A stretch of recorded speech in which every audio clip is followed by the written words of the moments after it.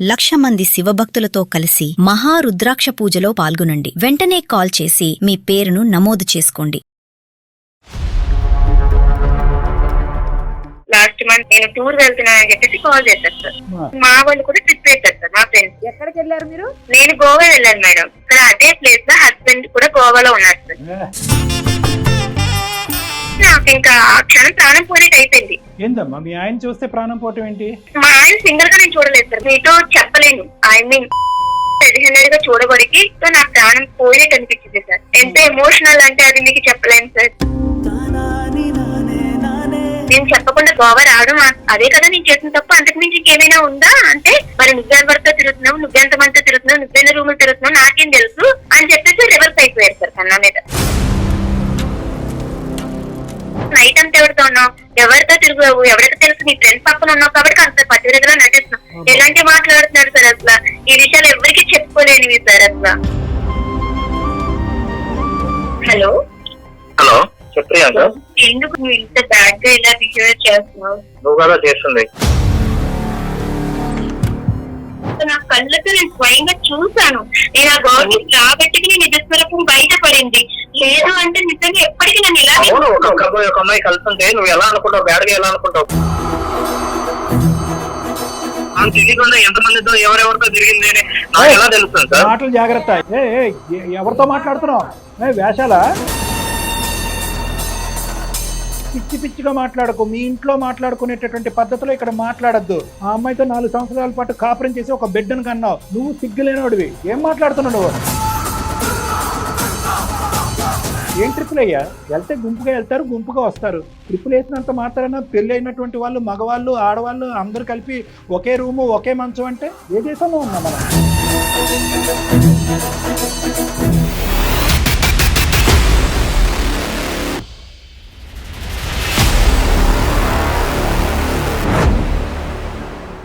Suman TV అందమైన జీవితం కార్యక్రమానికి స్వాగతం. ప్రస్తుతం మనతో పాటు ప్రముఖ సైకియాట్రిస్ట్ డాక్టర్ కళ్యాణ్ చక్రవర్తి గారు. డాక్టర్ గారు నమస్తే అండి.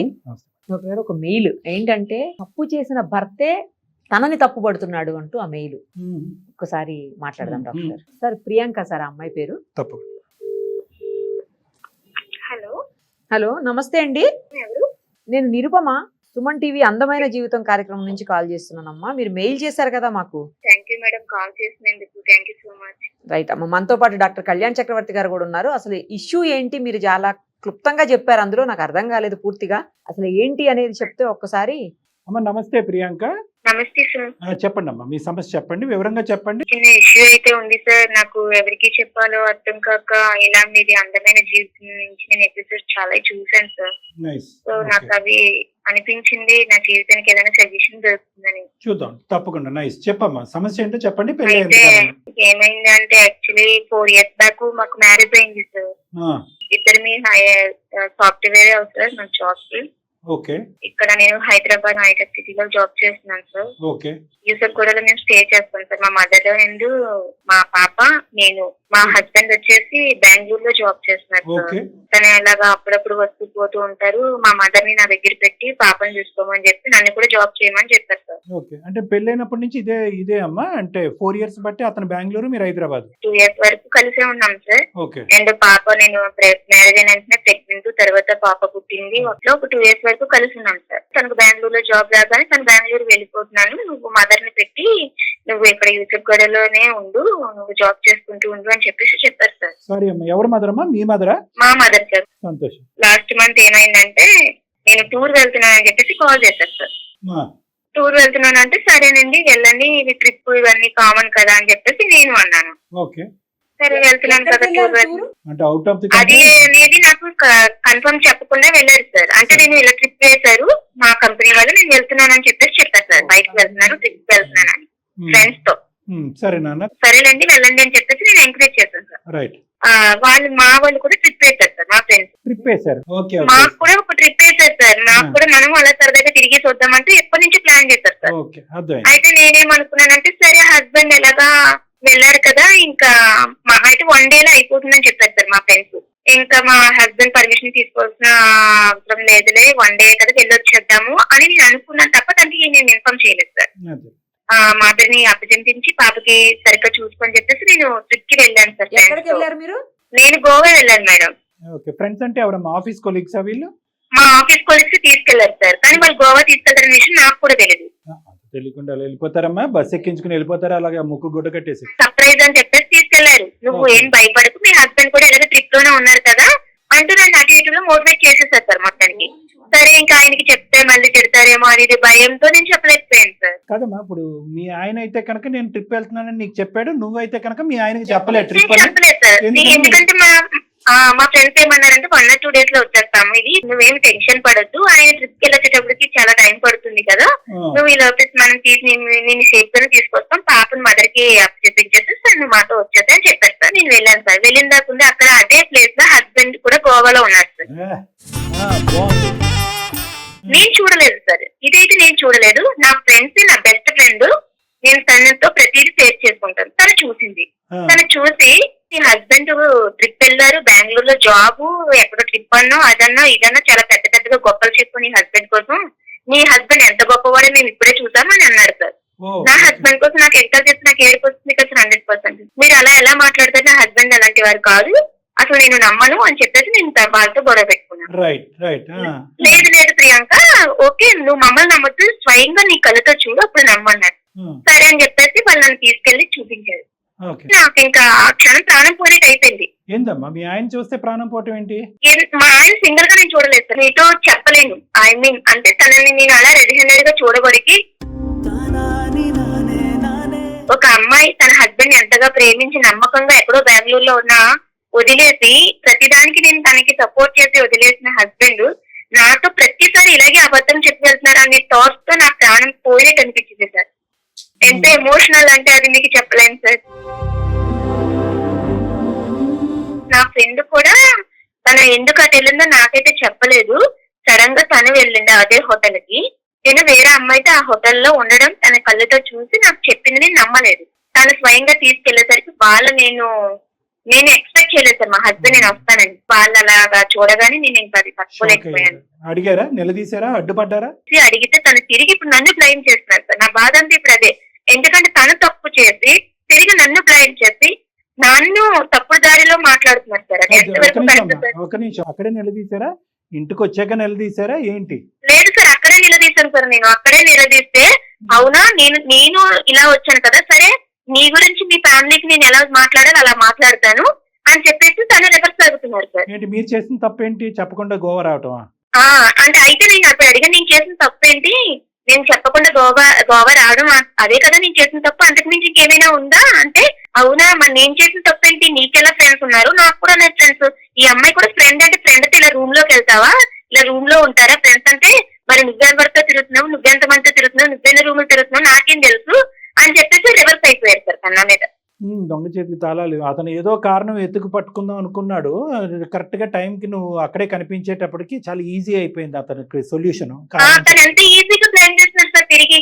అదే విషయం వచ్చేసి నేను ఇంకా మా ఫ్రెండ్ ముందు నా ఇజ్జత్ పోయింది. నేను మా హస్బెండ్ కోసం ఎంత గొప్పగా చెప్పాను, మొత్తం అన్ని నాకు ఒక్కసారిగా కోల్పోయినట్టు అయిపోయింది సార్. ఇంకా ఏంటంటే ఈ 4 years ఆఫ్ మీ జర్నీలో ప్రియాంక ఎప్పుడైనా మీ భర్త మీద ఇటువంటి అనుమానం గానీ ఆలోచన గానీ ఇంత చిన్న అనుమానం కూడా రాకుండా ఇలా ఇంత బాగా నటిస్తారని ఎక్స్పెక్ట్ చేయలేదు సార్. నేను రియల్ గా నా ఫ్రెండ్ చెప్పినా నేను నమ్మలేదు అంటే తను నన్ను ఎంత నమ్మించారో మీరే ఆలోచించండి. Correct correct correct. ఈ అమ్మాయి వన్ టైం గర్ల్ ఫ్రెండా, రెగ్యులర్ ఫ్రెండా? అది గోవా ఫ్రెండా లేకపోతే అక్కడి నుంచి వచ్చే ఫ్రెండ్ అది అనేది నాకు తెలియదు సార్. ఎందుకంటే తిను ప్రతిసారి నాకు ఎక్కువ దూరంగా ఉన్నాడు. తిను వచ్చేది మంత్లీకి ఇలా వస్తూ ఉంటారు. అప్పుడు అలాంటి టైంలో తను కేర్ఫుల్ గా ఉండొచ్చు కదా, నన్ను ఎప్పుడు నమ్మించడానికి ప్రయత్నించవచ్చు కదా. ఇప్పుడు రెడ్ హ్యాండెడ్ గా దొరికాడు కాబట్టి కదా సార్ ఇంతలాగా మాట్లాడుతున్నారు. అందుకే తను ఏ గర్ల్ ఫ్రెండ్ అనేది నాకు తెలియదు సార్. అది ఏదనేది నాకు అనవసరం సార్, నేను నా కళ్ళతో చూసాను సార్. తక్కువలేక మా మదర్ కి నేను చెప్పాను సార్ ఇదే విషయం. అబ్బాయిలన్నాక తిరుగుతారమ్మా, దానికోసం నువ్వు జీవితాలు పాడు చేసుకుంటావా, మార్చుకుంటే తనే మారుతాడు, దీన్ని నువ్వు పెద్ద ఇష్యూ చేసి దూరం చేసుకుంటే ఇంకా గొడవలు పెరుగుతాయి తప్ప మీకు తగ్గవు, నీకంటూ ఒక ఆడపిల్ల ఉంది అంటూ మా మదర్ కూడా అదే మాట్లాడుతున్నారు సార్. ఇంకా అక్కడికి వదిలేమని చెప్పారు మీ అమ్మగారు, అది మర్చిపోయి ముందుకెళ్ళాను. సరే అసలు ఒక ఆడపిల్ల అందరూ ఒక అమ్మాయికి ఎమోషనల్ ఫీలింగ్స్ ఇలాంటివి అంటూ ఏమి ఉండవా సార్? అసలు నాకు అర్థం కాదు. అసలు ఎవరికి చెప్పుకోవాలి సార్ ఈ బాధ? అందుకే సార్ నాకు అనిపించింది, ఫ్రెండ్ కి చెప్పుకున్నాను, తను ఎగతాళిగా మాట్లాడడం, మదర్ చెప్తే మదర్ అడ్జస్ట్ అవ్వమండవు, ఇవన్నీ తట్టుకొని ఆయనకి ఒక్కొక్కసారి ప్రాణం తీసేసుకోవాలనిపించింది. కానీ అప్పుడప్పుడు మీ ఎపిసోడ్స్ చూసాను సార్, చాలా బాగున్నాయి. మీకు ఏదైనా చెప్తే నాకు సజెషన్స్ ఏమైనా ఇస్తారు, బట్ నా లైఫ్ నిలబెడతారు, దానికి కొంచెం ఏమైనా వార్నింగ్ ఇస్తారు, లేదా ఏదైనా చేస్తారు, మొత్తానికి నా లైఫ్ అయితే నిలబెడతారు. అతని పొజిషన్ ఏంటంటే ఈ సంఘటన జరిగి ఎంతకాలం అయింది ఈ Goa trip? Goa last month sir. ఈ లాస్ట్ మంత్ లోనే తనకి నేను నిలదీసి రెడ్ హ్యాండెడ్ గా పట్టుకొని అడిగితే తను వెంటనే డివర్స్ అయితే డివర్స్ ఇచ్చేసే అంటూ మాట్లాడతారు. ఓకే, ఎక్కడ క్షమాపణ గానీ లేదంటే తప్పు జరిగిందని క్షమాపణ అసలు ఏం లేదు, తిరిగి నన్ను బ్లైమ్ చేస్తారు సార్. నువ్వు తిరుగుతున్నావు, ఎంతమందితో తిరిగావు, ఎవరితో తిరిగావు, నువ్వు ఎవరితో బాగుందో అని చెప్తూ నేను నీ కంటికి రెడ్ హ్యాండెడ్ కనిపించాను కాబట్టి నువ్వు అడుగుతున్నావు. నైట్ అంతా ఎవరితో ఉన్నావు, ఎవరితో తిరిగావు, ఎవరికి తెలుసు, నీ ఫ్రెండ్ పక్కన ఉన్నావు కాబట్టి అంత పర్టికులర్ గా నటిస్తున్నావు. ఎలాంటి మాట్లాడుతున్నారు సార్ అసలు?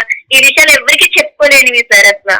4 years తర్వాత ఒక భర్త యొక్క నిజస్వరూపం ఈ రోజు తెలిసింది కదా. అంటే నిజస్వరూపం ఇది అని తెలిస్తే ఏ అమ్మాయినా నిన్ను దేవత, నా భార్య, నా ప్రపంచం అన్నిటి నటించేసి ఇంత నన్ను ముసుగులో ముంచేసి ఇలా చేస్తే ఏ అమ్మాయి అయినా సరే ఇప్పుడు నేను బతికి ఉండగలనా, ప్రాణం తీసుకోగలనా, అసలు నా పాప కోసమే ఆలోచించగలనా సరే. ఎవరికి చెప్పుకున్నా ఏం చేస్తామే, తప్పదు, అడ్జస్ట్ ఇంక అందరూ ఇదే మాట అంటుంటే ఇంకేం చేయగలం సార్. ఒక్క నిమిషం నేను మాట్లాడచ్చా ప్రియాంక? మాట్లాడచ్చు సార్. యా నేను అనేది ఏంటంటేనమ్మా, ఓకే అదంతా మనకు అర్థమైంది, ఎవరికి వాళ్ళు అడ్జస్ట్ అవ్వండి, 1 time కదా గోవా అంటే కనుక ఎంజాయ్మెంట్ కదా అని మాట్లాడే బ్యాచ్ చాలా మంది ఉన్నా కూడా ఇప్పటికీ కూడా ప్రపంచంలో నీ దురదృష్టం ఏంటంటే అందరూ ఆ విధంగా మాట్లాడే వాళ్ళందరూ ఇంకా ఇప్పటికీ కూడా 95% ఆఫ్ ద ప్రపంచంలో చెంప చెల్లి అనిపించే బ్యాచ్ ఉంది. ఓకే, మీ సైడ్ అయినా వాళ్ళ సైడ్ అయినా కూడా. కానీ ఇక్కడ ఉండేటటువంటి ఒక ప్రధానమైనటువంటి ట్విస్ట్ ఏంటంటే ఇది 1 off ఎపిసోడ్ రిపీటెడ్గా జరుగుతుంది అనే దానికి అసలు ఆ మనిషిలో ఎక్కడ కూడా ఒక షాక్ కానీ, బెనిక్ కానీ, భయం కానీ, ఒక థ్రిల్ కానీ అనిపించలేదు. అంటే అరే నా రెడ్ హ్యాండెడ్ గా నా భార్య దొరికిపోయాను అనే ఫీలింగ్ లేకుండా ఒక నా బాధ కూడా అదే. కనీసం తను అలా దొరికినా లేదు, తను ఇక్కడ కల్చర్ ఎలాగే ఉంటుందిరా, నీకు తెలియక ఇలా అనుకుంటున్నావు, ఏదో ఏం చెప్పట్లేదు సార్. వెంటనే తను అసలు రియాక్ట్ ఎలా అంటే నేను తప్పు చేసినట్టు నా మీద తప్పుడు దారిని. మీ అమ్మగారు చెప్పినట్టుగా కానీ లేదంటే మీ ఫ్రెండ్స్ చెప్పినట్టుగా కానీ ఏదో ఒక తెలిసి తెలియక ఒక సంఘటన తప్పు తెలుసుకున్నాడు, క్షమాపణ చెప్పాడు అంటే కనుక అది డిఫరెంట్ స్టోరీ. వాదిస్తున్నాడు, ఎదురుదాడి చేస్తున్నాడు, ఎక్కడ షాక్ గురవ్వలేదు అంటే కనుక ఇతను ఎప్పటికైనా కూడా మానసికంగా ఇటువంటి సంఘటనలో నిమిత్తమై ఉన్నాడు, నిమగ్నమై ఉన్నాడు. దానికి తోడు ఏంటంటే ఎప్పటికప్పుడు ఒక రెడీమేడ్ ఆన్సర్తో రెడీగా ఉండేటటువంటి వాడు. యూజువల్లీ వాళ్ళ సైకాలజీ మనం ఎలా అర్థం చేసుకోవచ్చు అంటే కనుక ఎక్కడైనా అప్ టు డేట్, అంటే షాక్ అవ్వలేదు, బాధపడలేదు, అపాలజీ చెప్పలేదు, ఏడవలేదు, కానీ ఎదురుదాడి చేస్తున్నారు అంటే కనుక అది వాళ్ళ డిఫెన్స్ మెకానిజం అంట. అంటే ఇటువంటి పద్ధతులు అనేది 1-2 సార్లు కాదు, ఒక ఆనవాయితీగా అలవాటుగా మీ భర్తకు మారిపోయింది అనేది ప్రపంచం, మీ అమ్మగారు, మీ పక్కింటోళ్ళు, ఎదురింటోళ్ళు అర్థం చేసుకోవాల్సిన అవసరం లేదమ్మా. నువ్వు అర్థం చేసుకో. నెంబర్ 1. ఎందుకు ఇది నేను అంటున్నానంటే సార్ మీరు ఒక వార్నింగ్ ఇవ్వండి, లేదంటే అతనిలో ఏదో అంటే కనుక ఓకే వార్నింగ్ ఇస్తాం, ఇవన్నీ ఇస్తాం, అదంతా కాదు సొల్యూషన్. ఒకసారి క్యారెక్టర్ ఇలా అసాసినేట్ అయిన తర్వాత అతని యొక్క పద్ధతి తీరు ఇదే పద్ధతిలో కొనసాగితే, మగాళ్ళంటే తప్పులు చేస్తారు, గోవాలకి ట్రిప్పులు వెళ్తారు, అమ్మాయిలను ఎక్కించుకుని తిరుగుతారు అనే పద్ధతిలో మాట్లాడితే కనుక మేమేమి చేయమమ్మా, ఫోన్ పెట్టేస్తాం. ఎందుకంటే కౌన్సిలింగ్ కావాల్సింది నీకు, అతనికి కాదు. ఎందుకంటే కనుక ఇది ఏదో గోవాలో నువ్వు చూసినటువంటి 4 నిమిషాలు కాదు, 4 years బట్టి ఇంక్లూడింగ్ హైదరాబాదా, బెంగళూరా అనే ఇది లేకుండా కంటిన్యూస్గా నడిచేటటువంటి అంశంలాగా నాకైతే అనిపిస్తుంది. అతనితో మాట్లాడక ముందే, మాట్లాడిన తర్వాత ఏమవుతుందో నేను చూస్తాను. సో నేనేమంటున్నానంటే in the process of making your decision, doctor Kalyan Chakravarthi and Nirupama మేము చెప్పే విధంగా అతనికి చెప్పినా కూడా ఒకప్పుడు అతని తీరు తన్ను ఒకే విధంగా ఉంటే అమ్మ నువ్వేమంటావు, నాన్న నువ్వేమంటావు అనేది కాకుండానే నీ మనసుకు నచ్చినటువంటిది, నీ ఇంటిగ్రిటీ, నీ వ్యక్తిత్వపరమైనటువంటి ఇంటిగ్రిటీని కాపాడుకునే డెసిషన్ మాత్రం తీసుకో.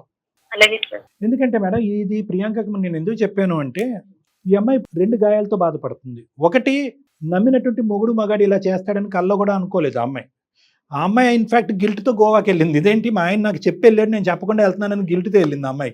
వాస్తవానికి అక్కడ అతను గోవాలో కనిపించకపోయి ఉంటే కనుక ఈ అమ్మాయి అరే నేనేంటి గోవా వచ్చి షికార్లు సినీలు తిరుగుతున్నాను, ఇప్పటికి వచ్చి నా ఆయనకి ఎప్పుడు అబద్ధం ఆడలేదని చెప్పి ఎదురెళ్ళి ఈ అమ్మాయి భర్తకి క్షమాపణ చెప్పేటటువంటి మనస్తత్వం. ఒకటి, భర్త యొక్క క్యారెక్టర్ తెలియటం. రెండోది, అతను డిఫెన్స్ మెకానిజం యూజ్ చేస్తూ ఈ అమ్మాయి ఎక్కడ ప్రచారం చేయకుండా ఈ అమ్మాయి నోరుకి తాళం వేయటం గురించి అతను చేసినటువంటి ప్రక్రియ ఏంటంటే 4 సంవత్సరాల పాటు ఇతనితో పాటు ప్రయాణం చేసి బిడ్డను కన్నటువంటి ఒక ఆడదాన్ని క్యారెక్టర్ అసాసినేట్ చేస్తున్నాడు. ఒక తప్పు అయితే ఓకే, మనం ఏదైనా అనుకోవచ్చు, వాళ్ళ అమ్మగారు లాగా నువ్వేంటి, నువ్వెందుకు వచ్చావు గోవా, నీకెంత మగాళ్ళు లేవు, ఏంటి మేడం అదే కదా. అటువంటి వ్యక్తితో ఈరోజు 4 సంవత్సరాల తర్వాత ఇలా ఉంది అంటే 40 సంవత్సరాల తర్వాత ఈ అమ్మాయి బ్రతికే ఉండదు. సరే మీరు మాట్లాడితే తన మాటలు మీరు కూడా స్వయంగా వింటారు కదా సార్, అది కూడా చెయ్యి. ఏదైనా సజెషన్ అంటూ కొంచెం నాకు చూద్దాం. ఏదైనా అమ్మా. మీ తరపు నుంచే హెల్ప్ అవుతుందని నేను ఎంత బాధపడుతున్నాను ఏ సార్. మాత్రం ఎవరికి దారి చెప్పుకోలేదు. ఏ మాత్రం దారున్నా కూడానమ్మా, ఏ మాత్రం తోవన్నా కూడా నీ గురించి, నీ బిడ్డ గురించి మాత్రమే, ఆ మహానుభావుడి గురించి కాదు. ఈ పెళ్లిని కాపాడి, ఈ బంధాన్ని కాపాడేటటువంటి ప్రయత్నం చేస్తాం. కానీ Thank you, పొగరుతో sir. విర్రవీగిపోయేటటువంటి మనస్తత్వం కనిపిస్తే కనుక నిన్ను జీవితాంతం కాపాడేటటువంటి ప్రయత్నంలో ఈ బంధాన్ని తెగ్గొట్టడం బెటర్ అనే డెసిషన్ కూడా తీసుకోవడానికి మేము రెడీగానే ఉన్నాం. కాబట్టి నువ్వే ఒకసారి ఫోన్ కలపమ్మా, మాట్లాడి ఆ హీరో క్యారెక్టర్ ఏంటో ఒకసారి అసెస్ చేద్దాం. అలాగే సార్, ఒక్క నిమిషం లైన్లో ఉన్నాను సార్, కలుపుతున్నాను. కలపమ్మా. హలో, హలో చెప్పు ప్రియాంక. ఎందుకు నువ్వు ఇంత బ్యాడ్ గా ఇలా బిహేవ్ చేస్తున్నావు? నువ్వు కదా చేస్తుంది. నిజంగా ఏ రోజు కూడా నేను ఒక్క క్షణం కూడా నువ్వు ఇలాంటి మిస్టేక్స్ చేస్తానని ఎక్స్పెక్ట్ చేయలేదు తెలుసా. నేనేం మిస్టేక్ చేశాను? నా కళ్ళతో నేను స్వయంగా చూశాను. నేను ఆ గవర్నమెంట్ రాబట్టి నీ నిజస్వరూపం బయటపడింది. లేదు అంటే నిజంగా ఎప్పటికీ నన్ను ఇలా అవును, ఒక అమ్మాయి కలుస్తుంటే, ఒక అమ్మాయి కలుస్తుంటే నువ్వు ఎలా అనుకుంటావు? బ్యాడ్ గా ఎలా అనుకుంటావు? డైరెక్ట్ గా నేను పట్టుకున్నాను. వెళ్ళినప్పుడు ఒక రూమ్ లో కాకుండా ఇంకెలా ఉంటారు?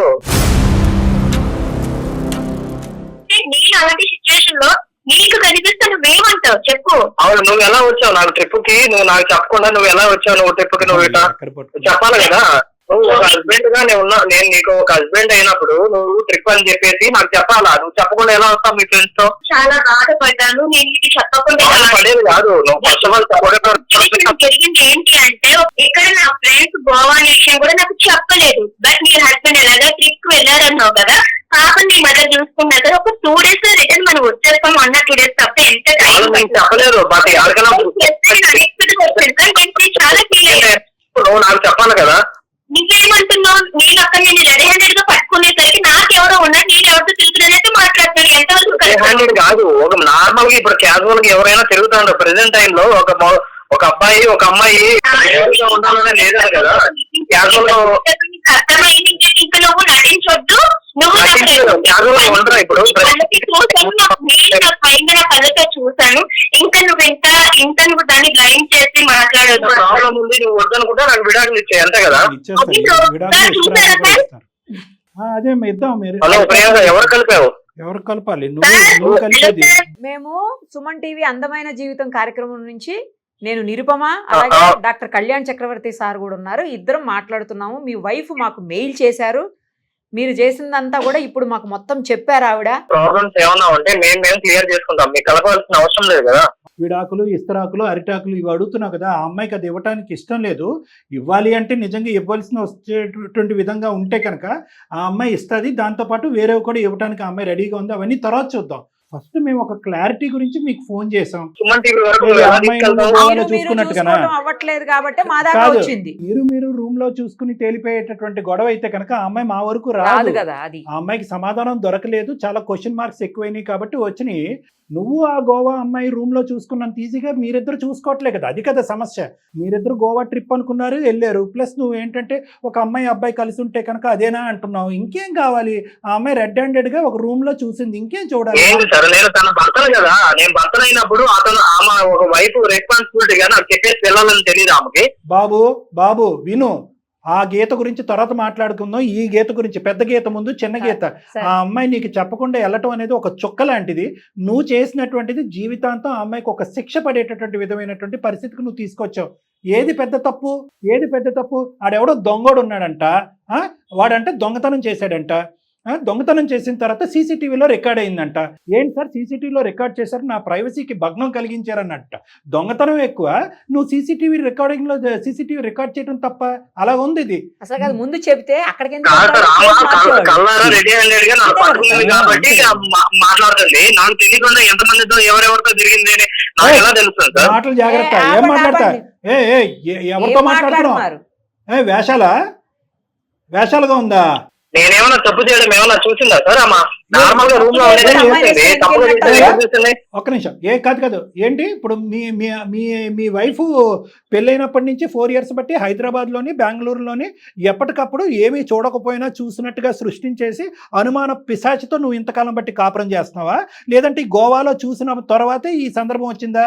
ఇది ఫస్ట్ టైం సార్ ఇవన్నీ చూడని అవసరం లేదు సార్. ఒక్కసారి నాకు చెప్పకుండా ట్రిప్ కి వెళ్ళింది, అది చాలు కదా సార్. నేను ఆ నమ్మకంలో ఉండడానికి ఓకే ఏది పెద్ద తప్పు?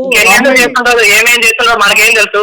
ఇదే చెప్పకుండా పిచ్చి పిచ్చిగా మాట్లాడకు. మీ ఇంట్లో మాట్లాడుకునేటటువంటి పద్ధతిలో ఇక్కడ మాట్లాడద్దు. ఆ అమ్మాయితో 4 సంవత్సరాల పాటు కాపురం చేసి ఒక బిడ్డను కన్నావు. నువ్వు సిగ్గులేనోడివి. ఏం మాట్లాడుతున్నావు నువ్వు? ఆ అమ్మాయి తప్పే క్షమాపణ అని చెప్పమంటావా? దానికి ఆ అమ్మాయి 1 కాదు 100 సార్లు క్షమాపణ చెప్పడానికి ఆ అమ్మాయి రెడీగా ఉంది. నీ సబ్జెక్ట్ ఏంటో చెప్పు. ఇది ఒకేసారి ట్రిప్ 6 నెలలకు ఒకసారి ఇలా ట్రిప్ వేస్తా ఉంటావా? ఈ అమ్మాయితో నీకు ఇంతకు ముందే పరిచయం ఉందా ఏంటి ఈ అమ్మాయి? లేదు సార్, మామూలుగా మాకు ఆఫీస్ లో ట్రిప్ వేస్తా ఉన్నా, మా ఫ్రెండ్ కాబట్టి వెళ్తా ఉంటాం సార్. ఏది గోవాకైనా చాలా చోట్లకి వెళ్ళారా? ట్రిప్ వాళ్ళు ఎక్కడికి వేస్తే అక్కడికి వెళ్తా ఉంటాం సార్. కాదు అందరూ వెళ్తారా? మీరిద్దరు వెళ్తారా? లేదు సార్, అందరం వెళ్తాం సార్. అందరికి ఇలాగే ఇస్తారా? గర్ల్ బాయ్ కి కలిపి ఒకే రూమ్ ఇస్తారా? ఒకే మంచం? ఏం ట్రిప్పులు అయ్యా? లేదు సార్. ఎవడయ్యా ట్రిప్పులు వేసేది? నాకు ఈ ఫోన్ నెంబర్ ఎవడిచ్చాడు? ట్రిప్పులు ఎవడేస్తాడు? ట్రిప్పులు అలాగా వెళ్తే గుంపుగా వెళ్తారు, గుంపుగా వస్తారు. ట్రిప్పులు వేసినంత మాత్రాన పెళ్లి అయినటువంటి వాళ్ళు, మగవాళ్ళు, ఆడవాళ్ళు అందరూ కలిపి ఒకే రూము ఒకే మంచం అంటే ఏ దేశంలో ఉన్నాం మనం? నీకు బుద్ధి ఉందా? ఆ అమ్మాయికి బుద్ధి ఉందా? ఆ అమ్మాయికి కూడా పెళ్లి అయిందా? లేదు సార్. ఆ అమ్మాయికి మ్యారేజ్ అవ్వలేదు. నిజం చెప్పు, మేము కనుక్కోగలం. పెళ్లి అయిందా లేదా ఆ అమ్మాయికి? అవలేదు సార్. ఆ అమ్మాయికి పెళ్లి అవ్వలేదు, లేదంటే ఆ అమ్మాయిని కాపాడుతున్నావు నువ్వు? లేదు, కాపాడలేదు సార్. పెళ్లి అవ్వలేదు అంతే. ఈ అమ్మాయితో ఇది ఫస్ట్ టైమా? చాలా సార్లు వెళ్ళావా? లేదు సార్, ఇది ఫస్ట్ టైం. మీ ఇద్దరు లవర్సా లేదంటే ఇంకేదన్నానా? లేదు కాదు సార్, లవర్ కాదు సార్. సో మీ ఇద్దరి మధ్యన ఆ అమ్మాయి చూసినటువంటిది నిజమా అబద్ధమా? మీ భార్య చూసినటువంటిది నిజం కాదు సార్, అసలు నిజమే కాదు. మరి ఏం చూసింది ఆ అమ్మాయి? ఫ్రెండ్ అని చెప్పి నార్మల్ మా ఇద్దరికి రూమ్ ఇచ్చారు కాబట్టి మా ఇద్దరు ఉన్నప్పుడు ఆమె వచ్చి చూసేది సార్ మా ఇద్దరిని. అంతేనమ్మా నువ్వు చూసింది ప్రియాంక? అవును సార్, నేను డోర్ తీసేసరికి వాళ్ళిద్దరు ఒకే మంచి మీద కలిసి ఉండడం నేను చూసాను సార్. ఇంకేం కావాలి? అవును ప్రియాంక, మేమన్నా తప్పుగా చేస్తా ఉన్నామా? మాట్లాడుకుంటా ఉన్నాం కూర్చొని, అది క్యాజువల్ గా మాట్లాడుకునేది కదా, ఒక ఫ్రెండ్స్ అన్నాక. ఇంతకంటే ఇంకేం కావాలి? నీ భార్య ఎప్పుడన్నా ఈ విధంగా మాట్లాడిందా? నువ్వు బెంగళూరులో ఉండగా ఈ టైంకి ఎందుకు వచ్చారండి, ఇప్పటి వరకు ఇంటికి ఎందుకు రాలేదు, నేను ఫోన్ చేస్తే ఎందుకు ఎత్తలేదు, వీడియో కాల్ చేసినా కూడా మీరు ఎందుకు ఎత్తలేదు అనేటటువంటి మాట ఎప్పుడన్నా అనుమానాస్పదంగా తప్పుడుగా నీ భార్య ఎప్పుడన్నా నీతో మాట్లాడిందా? లేదంటే ఇప్పుడు చూసిన తర్వాత ఇదే ఫస్ట్ టైం మాట్లాడుతుందా? లేదు సార్, మనస్ఫూర్తిగా చెప్తాను సార్. నా ఫ్రెండ్ సార్, నేను ఎప్పుడు ఇలా ఏం చేయలేదు సార్ అసలు. ఈ రెండిట్లో ఏది పెద్ద తప్పు? నువ్వు ఒక అమ్మాయితో ప్రైవేట్గా ఒక పార్టీకి అదే గోవాకి వెళ్ళటం పెద్ద తప్ప, నీ భార్య చెప్పా పెట్టకుండా వచ్చి అంటే బిడ్డని వాళ్ళ తల్లి దగ్గర వదిలేసి ఒక ట్రిప్కి రావటం పెద్ద తప్ప? ఈ రెండిట్లో ఏది పెద్ద తప్పు? నాదే తప్పు సార్, కానీ అందరి ముందు నన్ను నిలదీసే లోపల నాకు కోపం వచ్చింది సార్. ఏమని నిలదీసింది? అందరూ ఎవరున్నారు? వాళ్ళ ఫ్రెండ్స్ తో వచ్చి నన్ను నిలదీసింది సార్. సో కోపం వచ్చి నువ్వు అన్నటువంటి మాట ఇది? అవును సార్. సరే ఇప్పుడు ఏం చేద్దాం అయితే? విడాకులు ఇమ్మంటావా అమ్మాయిని? అదేనా నువ్వు కోరుకునేది? నాకు ఎలాంటి ఇష్యూ ఏం లేదు సార్, నన్ను అనుమానించుకున్నా ఉంటే చాలు సార్. ఏమ్మా ప్రియాంక? చెప్పండి సార్. ఏంటి అనుమానం అంటున్నాడు? ఇది ఫస్ట్ టైమా? ఇంతకు ముందు కూడా అనుమానించావా? లేదు సార్, ఇదే ఫస్ట్ టైం సార్. నేను నా కళ్ళతో చూసాను కాబట్టి తనని అలా ప్రశ్నించాను తప్ప, లేకపోతే ఎప్పుడు ఇంతకు ముందు ఈ 4 years లో తనని నేను ఒక్కవాడు కూడా అనలేదు సార్. ఇప్పటికైనా నిజం చెప్పు. ఎందుకంటే కనుక దీనికి సంబంధించినటువంటి పూర్వాపరాలు ఇవన్నీ కూడా మీ వైఫ్ లాగా ఇలా నానుస్తూ మెత్తగా మేమైతే అడగాలి అని అనుకోవట్లేదు. దీనికి సంబంధించినటువంటి ఎంక్వైరీలు అన్నీ చేసి నిజ నిర్ధారణ చేయడానికి మేము రెడీగానే ఉన్నాం. అంతవరకు వెళ్ళటం మాకు ఇష్టం లేదు. ఎందుకంటే నీతో పాటు పెళ్లి కానటువంటి వేరే ఆడపిల్ల యొక్క పరువు కూడా ప్రత్యక్షంగా మీ ఆఫీస్లో పోయేటటువంటి పరిస్థితి ఉంది. కాబట్టి ఇప్పటికైనా నిజం ఒప్పుకో. ఏదైతే మీ భార్య తన కళ్ళతో చూసిందో అది నిజమా అబద్ధమా? తప్పును ఒప్పుకుంటావా? తప్పును అంగీకరిస్తావా? తప్పుకు క్షమాపణ చెప్తావా లేదా అనేటటువంటి ఫస్ట్ మాకు లెక్క తేలాలి. మేము ఎక్కువ డిస్కషన్ చేయాలన్నట్లేదు అనుకోవట్లేదు. ఇదే నా ఆఖరి మాట. తప్పంతా నాదే సార్. ఈ మ్యాటర్ ని పబ్లిక్ లో చెప్పి ఇట్లా మాట్లాడడం వల్ల నేను రియాక్ట్ అవ్వడం జరిగింది సార్. యాక్చువల్లీ నేను సారీ చెప్తున్నాను సార్. ఈ మ్యాటర్ ని నేను ఇంకా ముందు తీసుకెళ్ళాలని నేను అనుకోవట్లేదు సార్. నువ్వు అనుకోవట్లేదు, ఆ అమ్మాయి అనుకోవాలి కదా. సారీ ఎవరికి చెప్తున్నావు? మాకా? ఎవరికి సారీ? లేదు సార్, ప్రియాంకకే సార్. అతను భయపడుతున్నాడు, తడబడుతున్నాడు, మాటలు కూడా అయిపోయినాయి. నేను అడిగేది ఏంటంటే నువ్వేమనుకుంటున్నావు? అతను తప్పు ఒప్పుకున్నాడు, నెంబర్ 1. సారీ చెప్పడానికి రెడీగా ఉన్నాడు హార్ట్ఫుల్గా. 3వ అంశం ఏంటంటే కనుక ఇంక ఇది లోతుగా తవ్వద్దు, ఇంకా తవ్వి ఇంకా పరుగుపోయేటటువంటి పరిస్థితి వస్తే కనుక నేను అక్కడ తెల్లెత్తుకుని ఉద్యోగం చేయలేననే పరిస్థితికి వచ్చిందని అంటున్నాడు. నువ్వేమంటావు? నీ ఒపీనియన్ ఏంటి? ఇప్పటి నుంచి ఎటువంటి తప్పులు నేను చేయను ప్రియాంక. మన బిడ్డ మీద ఒట్టేసి చెప్తున్నా. బిడ్డ మీద ఒట్టేసి చెప్తున్నాను. మీ వరకు వచ్చాను కాబట్టి మీరు ఎలా చెప్తే నేను అలానే చేస్తాను సార్. నేను ఇందాక మాట్లాడినటువంటి టోన్లో ఇప్పుడు నేను మాట్లాడట్లేదు. ఓకే, ఒక అంశం అయితే జాగ్రత్త గుర్తుపెట్టుకో, అతను తప్పు చేశాననేటటువంటి అంశం ఈ రోజు ఒప్పుకున్నాడు. నీకు కావాల్సినటువంటి ఎంక్వైరీలు, నీకు కావాల్సినటువంటి పర్యవేక్షణ, నీకు కావాల్సిన మానిటరింగ్ నువ్వు అన్ని చేసుకో. నువ్వు ఇందాక వరకు నువ్వు చేసిన తప్పు అనే మాట ఇప్పుడు అసలు విరమించుకున్నాడు, ఆ మాట అనట్లేదు. నీ క్యారెక్టర్ మీద బురద జల్లితే కనుక ఇక్కడ ఒప్పుకోవటానికి ఊరుకోవటానికి ఎవరూ లేరు, అదైతే విత్డ్రా అయ్యాడు. రెండోది, నువ్వు ఏదైతే కళ్ళతో చూసావో ఇనీషియల్గా వాదించినా కూడా ఇప్పుడు ఏమంటున్నాడు, అవును అది చూసింది తప్పేనండి, నేను మళ్ళీ చేయను అన్నాడు. నాలుగో అంశం ఏమంటున్నాడు అంటే కనుక క్షమాపణ చెప్తాను, కాళ్ళమే పడి క్షమాపణ చెప్తాను అన్నాడు.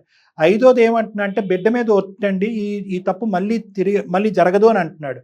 ఆరోది ఏమంటున్నాడు అంటే కనుక ఇంకా ముందు పరువు పోతుందేమో అనేటటువంటి భయం నాకు ఉందండి, కాబట్టి దయచేసి ఈ సబ్జెక్ట్ని ఇక్కడ వదిలేసేయండి, ప్రియాంక తరపు నుంచి ఈ సబ్జెక్ట్ని ఇక్కడ వదిలేసి ఇక్కడతో క్లోజ్ చేయండి అనేటటువంటి మాట అంటున్నాడు. సో అన్ని దిక్కుల మా ఇన్వాల్వ్మెంట్ వల్ల అవనియండి, లేదంటే నీ యొక్క స్టెప్స్ వల్ల అవనియండి, అన్ని దిక్కుల నుంచి ఒక విధమైనటువంటి షూరిటీ, ఒక విధమైనటువంటి గ్యారంటీ మనకు వచ్చింది. అది ఖచ్చితమైన గ్యారంటీ అని నేను చెప్పను, నీ జాగ్రత్తలో నువ్వు ఉండవలసినటువంటి అవసరం ఉంది. అన్నిటికంటే most emotional and sentimental and sensitive subject అతను ఏదైనా డిస్కస్ చేశాడు అంటే, ఒకటి నా తప్పైంది, రెండోది నా బిడ్డ మీద ఒట్టేసి చెప్తున్నానని చెప్పి. ఎందుకంటే బిడ్డ మీద ఒట్టేసిన తర్వాత ఇంకా అంత కర్కోటకంగా, అంత కఠినంగా వ్యవహరిస్తాడు, అంత అసభ్యకరంగా జీవితకాలంలో వ్యవహరిస్తాడని నేనైతే అనుకోవట్లేదమ్మా, ఎందుకంటే మనందరం పిల్లగన్న వాళ్ళం. సో కాబట్టి ఇన్ని అంశాల్లో అతనిలో ఒక కనువిప్పు, ఒక ఆలోచన శైలి వచ్చింది కాబట్టి నువ్వు ఒక్కసారి ఛాన్స్ ఇవ్వాలి అనేటటువంటిది నా ఆలోచన. తర్వాత నీ ఇష్టం. సరే సార్, నేను మీ వరకు వచ్చిన బాధ చెప్పుకున్నాను, మీరు నా కోసం ఇంతలాగా ముందుకు వచ్చి చేస్తున్నందుకు మీ మాట వింటాను సార్. ఎప్పుడు వస్తున్నారు మీరు హైదరాబాదు? సార్ వస్తున్నాను సార్, నెక్స్ట్ వీక్ వస్తున్నాను. వస్తారా? ఓకే, వచ్చినప్పుడు ఒకసారి మీరిద్దరు నన్ను ఒకసారి కలుస్తారా? ఓకే సార్, కలుస్తాను. ఓకే, ఎందుకంటే ఈ దెబ్బతో మొత్తం అంతా కూడా అనుమానాలన్నీ కూడా పటాపంచలు అయిపోతాయని నేను అనుకోవట్లేదు. రేపొద్దున మళ్ళీ మీరిద్దరు కలిసి ప్రయాణం చేసిన తర్వాత ఒక ఇమోషన్లోనో, ఒక బాధలోనో, ఒక కష్టంలోనో ఏదైనా ప్రశ్న వస్తే కనుక మళ్ళీ కథ మొదటికి వస్తుంది అనేటటువంటి భయంతో నేను చెప్తున్నాను. ఒక్కసారి నన్ను ఒకసారి వచ్చి కలవండి, కన్సల్ట్ అవ్వండి. కలిసిన తర్వాత ఆ అమ్మాయికి ఏమన్నా వేరే అనుమానాలు ఉంటే కనుక అవి ఏమైనా నివృత్తి చేయడానికి మీరు ప్రయత్నం చేయండి. అదేవిధంగా ఈ అమ్మాయి మీద మీకు ఏమైనా నెగిటివ్ అభిప్రాయం ఉంటే కనుక అదేవిధంగా ఆ అమ్మాయి కూడా అది నివృత్తి చేయడానికి ప్రయత్నం చేస్తుంది. ఇంకా అక్కడితో క్లోజర్కి వస్తుంది. ప్రస్తుతానికైతే కథ సుఖాంతం అని నేను అనుకుంటున్నాను. ఇంకేమీ ఈ కాల్ పెట్టేసిన తర్వాత ఫర్దర్ డిస్కషన్ అనేటటువంటిది చేయకూడదు అనేది కూడా నా విజ్ఞప్తి. ఏమంటారమ్మా? Okay sir, thank you so much sir. తప్పకుండా అమ్మా, థ్యాంక్ యూ అమ్మా. మొత్తానికి పీస్ఫుల్ గా ఒక జంటనైతే కలపగలిగాం సార్. నాకు చాలా హ్యాపీగా అనిపిస్తుంది. అంటే- అమ్మాయి కూడా చాలా హ్యాపీగా ఉంది, అతను కూడా హ్యాపీగా ఉన్నాడు. మేడం. ఏంటంటే అంటే ఈ వీళ్ళకి కాదు మేడం, మీరు చెప్పింది మంచి మాట. పబ్లిక్ అందరికీ కూడా ఒక ఎగ్జాంపుల్ మనం ఒకటి ఈ కేసు ద్వారా ప్రొవైడ్ చేద్దాం మేడం. ఎందుకు అంటే అమ్మో ఇది ఒక గుట్టుగా ఉంచాలి, గోప్యంగా ఉంచాలి, పబ్లిక్ అవుతే కనుక ఇది ఇంకో లెవెల్కి వెళ్ళిపోతారు అనేటటువంటి అస్త్రం ప్రతి దాంట్లో పనిచేయదు మేడం. ఇప్పుడు అతను ఏంటి, ఈ అమ్మాయి మీద ఎదురుదాడి చేసి అలిగేషన్ పెట్టడానికి ప్రధానమైనటువంటి కారణం ఏంటంటే అందరి ముందు బదనాం చేసిందని, పరువు పోయేటటువంటి థ్రెట్ వచ్చింది కాబట్టి. సో ఇలాగా ఈ విధంగా నడిచేటటువంటి వ్యక్తులు, ఆడవాళ్ళైనా మగవాళ్ళైనా, ఒకప్పుడు భార్యలైనా భర్తలైనా, ఎవరికైనా ఒక క్రైసిస్ వస్తే కనుక పరువు అనేటటువంటిది చాలా ఇంపార్టెంట్ ఇష్యూ. ఆ పరువు పోయేటటువంటి పరిస్థితి వస్తుంది అనేటటువంటి థ్రెట్ అవతల పార్టీకి వెళ్ళాలి, అంతే. అదొకటే సొల్యూషన్. ఈ 4 గోళ్ల మధ్యన అంటే కనుక అదే ఆనవాయితీ కొనసాగిస్తాడు, ఎదురుదాడి చేస్తాడు, వేలెత్తి చూపెడతాడు, నువ్వు పార్టీలకు వెళ్ళలేదా అంటాడు, నువ్వు గోవాలకు వెళ్ళలేదా అని అంటాడు, ఇవన్నీ వస్తాయి. సో కాబట్టి ఏంటంటే ప్రతి సందర్భంలోని, ప్రతి సమయంలోని పరువు కాపాడేటటువంటి ప్రయత్నంలో కప్పిపుచ్చేసేటటువంటి ప్రయత్నం చేస్తే కనుక జబ్బుగానే ఉండిపోతుంది. అతనికి ఉన్నది వాస్తవానికి ఒక జబ్బు. Thank you madam. నమస్తే.